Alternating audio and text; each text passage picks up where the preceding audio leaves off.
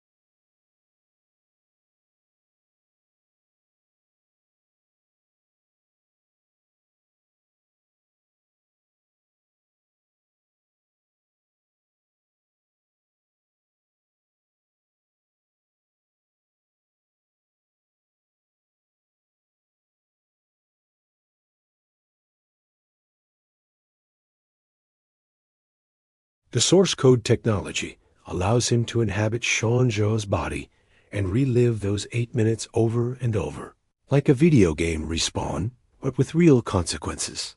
Every time he fails to find the bomber, the train explodes, everyone dies, and he wakes up back in the capsule to try again. What would you do if you had 8 minutes to save hundreds of lives, knowing you'd have to experience your own death repeatedly until you got it right?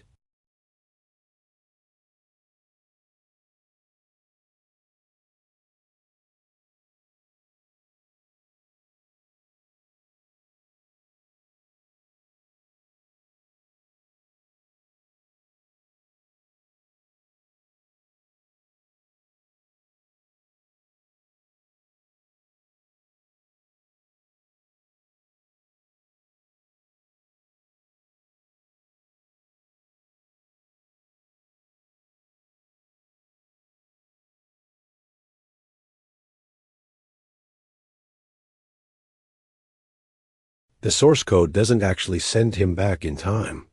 It accesses the last neural patterns of Sean Fentress's brain before death, creating a parallel reality where Coulter's consciousness can operate. He is essentially a ghost being forced to relive someone else's final moments in a simulation built from dead memories. When Coulter learns the truth, he's devastated because it means even if he succeeds, even if he saves everyone, he'll never actually be free. His physical body is gone, and the military plans to keep using what's left of his consciousness for future missions. But Coulter refuses to give up. He makes one final run through the 8 minutes, and this time everything clicks. He identifies the bomber, prevents the explosion, alerts the authorities about the larger attack, and saves Chicago. But here's what makes this story beautiful and tragic at the same time. In that final loop, Coulter asks Goodwin to terminate his life support after the mission ends, because he doesn't want to exist as a brain in a jar forever. As his time runs out, he asks Christina out for coffee, kisses her, and experiences a perfect moment of peace. A mission clock hits 0, and we expect everything to end.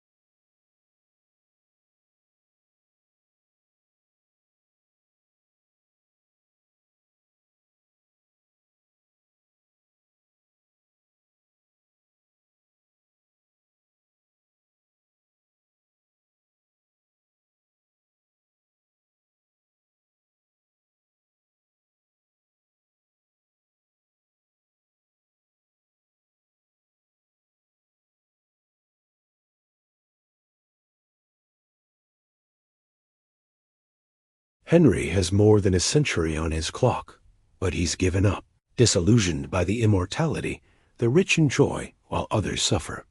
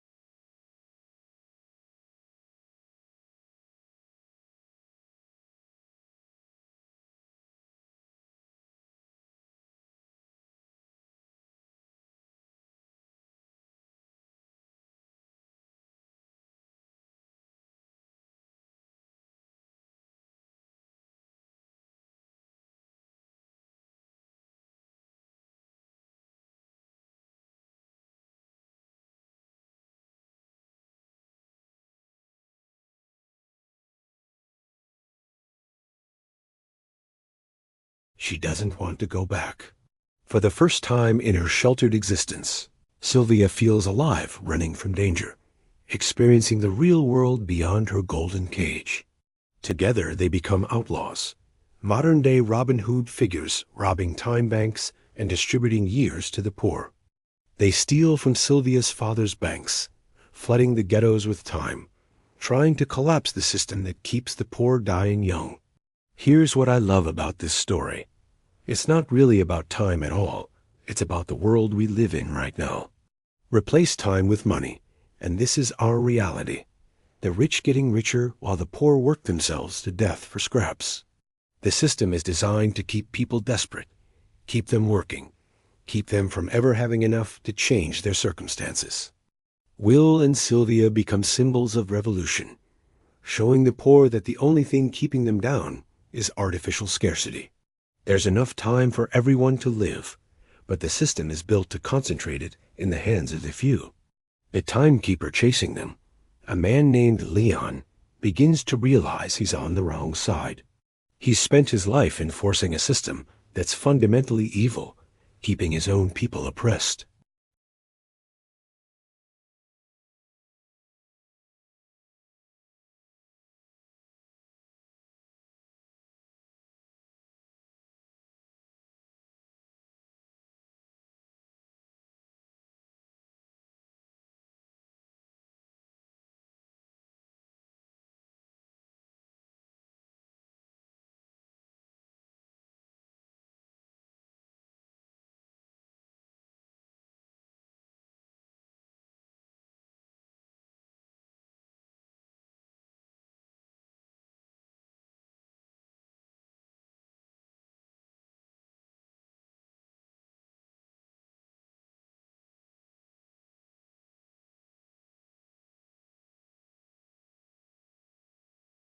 Let me ask you this.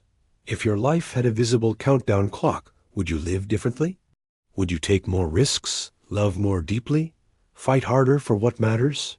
And more importantly, would you fight to change a system that decides some people deserve centuries while others barely get days? These three films show us different prisons. The prison of a fractured mind, the prison of a dead body kept alive against its will, and the prison of a society that commodifies existence itself. What connects them all is the human spirit's refusal to accept these prisons as permanent. The fights for existence, even after learning he's not real. Coulter creates a new reality rather than accepting death. Will and Sylvia choose rebellion over comfort. Each of these stories asks you to examine your own life. What are you accepting that you should end?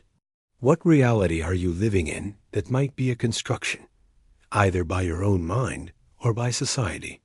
If you could step outside your current existence and see it clearly, what would you change? I want to hear from you because your perspective matters. Which of these three stories hit you the hardest and why? Could you sacrifice yourself like Coulter did, fight your own demons like Malcolm, or rebel against the system like Will? Tell me in the comments, and I promise I'll read every single one because these conversations are what makes storytelling meaningful.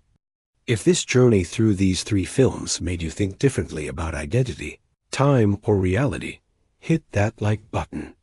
Subscribe if you want more stories that challenge the way you see the world. And share this with someone who loves movies that make you question everything. Thank you for taking this journey with me through these incredible stories. Remember, your time is limited. Your identity is yours to define, and your reality is what you choose to make of it. Now go live accordingly.